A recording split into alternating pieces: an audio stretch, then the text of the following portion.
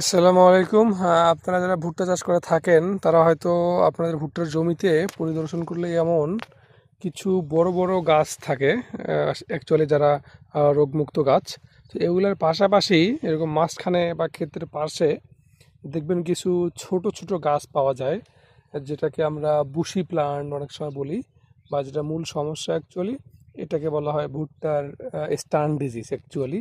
So এই স্টান ডিজিজটা মূলত দুইটি কারণে হয়ে থাকে। আগে আমি এই স্টান ডিজিজ সম্পর্কে বলি। স্টান ডিজিজ মানে এই গাছগুলো ছোট হয়ে যাবে নর্মালি বড় গাছের তুলনায়। এগুলো অনেক ছোট বা বুশি টাইপ হয়ে যায়, দেখতে অনেকটা ঘাসের মতো হয়ে যাবে, কিংবা অনেক সময় এটাতে আপনারা যেমনটা দেখতে পাচ্ছেন পাতার উপরিভাগে ক্লোরোসিস বা হলুদ বর্ণ ধারণ করবে, এবং নিচ থেকে দু একটা কুশি বের হওয়ার সম্ভাবনা থাকে অনেক সময়। যেমনটা দেখতে পাচ্ছেন এটার ক্ষেত্রে একটা কুশি বের হচ্ছে। সো এটি মূলত একটি ভাইরাল এবং ব্যাকটেরিয়াল দুটি কমপ্লেক্স দুটি অর্গানিজমের কারণেই মূলত এই স্টান ডিজিজটি হয়ে থাকে।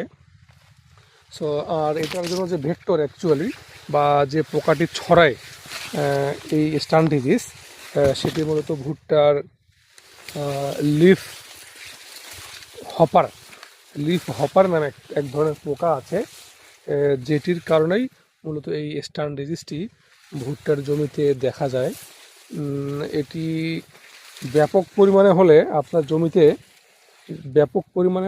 ব্যাপক পরিমাণ লসের একটা ব্যাপার থাকে। তবে যদিও নর্মালি আমাদের এখানে 10 থেকে 15% বেশি এই সমস্যাটি দেখা যায় না। যেমন আমি আরেকটি গাছ দেখাচ্ছি যে স্টান ডিজিজ আক্রান্ত।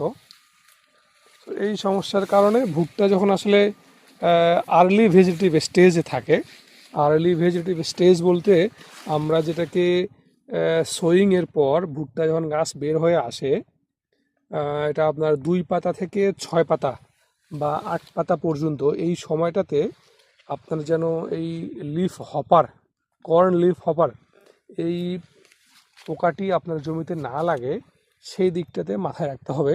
সো এর জন্য আপনার যে ধরনের ব্যবস্থা নেওয়া দরকার এই পোকাকে প্রতিহত করতে, সেই রকম কোনো কীটনাশক স্প্রে করলেই আপনার জমিতে এই স্টান ডিজিজ নামে যে রোগটি, ভাইরাস এবং ব্যাকটেরিয়াম কমপ্লেক্স একটি রোগ আসলে এটি, আপনি এই রোগ থেকে মুক্তি পেতে পারেন। এবং আপনার জমি থেকে এটি বলা হয়ে থাকে যে অনেক সময় 40 থেকে 60% পর্যন্ত ফলনের ঘাটতি হতে পারে এই ডিজিজটি যদি ব্যাপকভাবে কারো